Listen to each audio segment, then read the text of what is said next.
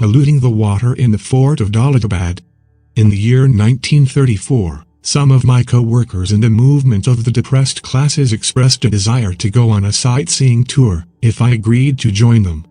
I agreed.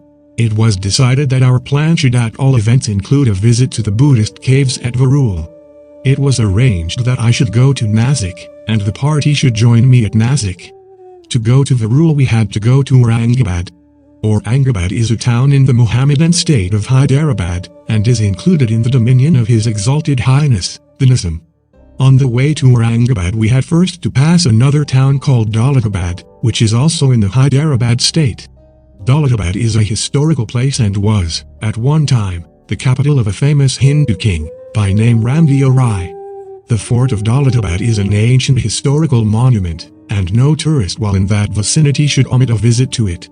Accordingly our party had also included in its program a visit to the fort of Daulatabad. We hired some buses and touring cars. We were about 30 in number. We started from Nasik to Yala, as Yala is on the way to Aurangabad.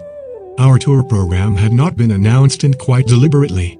We wanted to travel incognito, in order to avoid difficulties which an untouchable tourist has to face in outlying parts of the country. We had informed only our people at those centers at which we had decided to halt. Accordingly, although on the way we passed many villages in the Nizam state, none of our people had come to meet us. It was naturally different at Daulatabad. There our people had been informed that we were coming.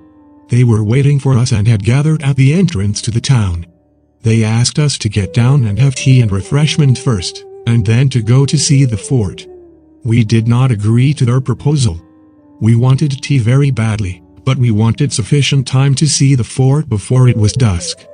We therefore left for the fort, and told our people that we would take tea on our return. Accordingly we told our drivers to move on, and within a few minutes we were at the gate of the fort. The month was Ramjan, the month of fast for the Mohammedans. Just outside the gate of the fort there is a small tank of water full to the brim. There is all around a wide stone pavement. Our faces, bodies and clothes were full of dust gathered in the course of our journey, and we all wished to have a wash. Without much thought, some members of the party washed their faces and their legs on the pavement with the water from the tank. After these ablutions, we went to the gate of the fort. There were armed soldiers inside.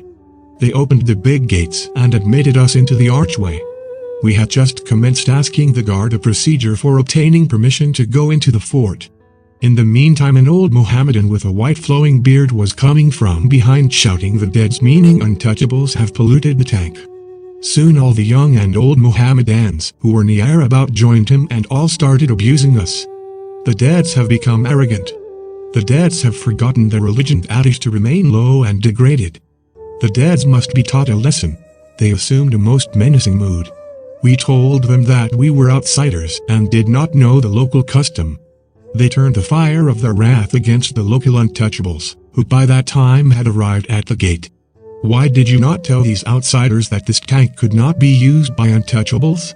Was the question they kept on asking them. Poor people. They were not there when we entered the tank area. It was really our mistake, because we acted without inquiry. The local untouchables protested that it was not their fault. But the Mohammedans were not prepared to listen to my explanation. They kept on abusing them and us. The abuse was so vulgar that it exasperated us. There could easily have been a riot, and possibly murders. We had, however, to restrain ourselves. We did not want to be involved in a criminal case which would bring our tour to an abrupt end. One young Muslim in the crowd kept on saying that everyone must conform to his religion, meaning thereby that the untouchables must not take water from a public tank. I had grown quite impatient, and asked him in a somewhat angry tone, "Is that what your religion teaches? Would you prevent an untouchable from taking water from this tank if he became a Mohammedan?" These straight questions seemed to have some effect on the Mohammedans. They gave no answer, and stood silent. Turning to the guard I said, again in an angry tone, "Can we get into the fort or not? Tell us. If we can't, we don't want to stop." Stay. The guard asked for my name. I wrote it out on a piece of paper. He took it to the superintendent inside, and came out. We were told that we could go into the fort, but we could not touch water anywhere in the fort, and an armed soldier was ordered to go with us to see that we did not transgress the order.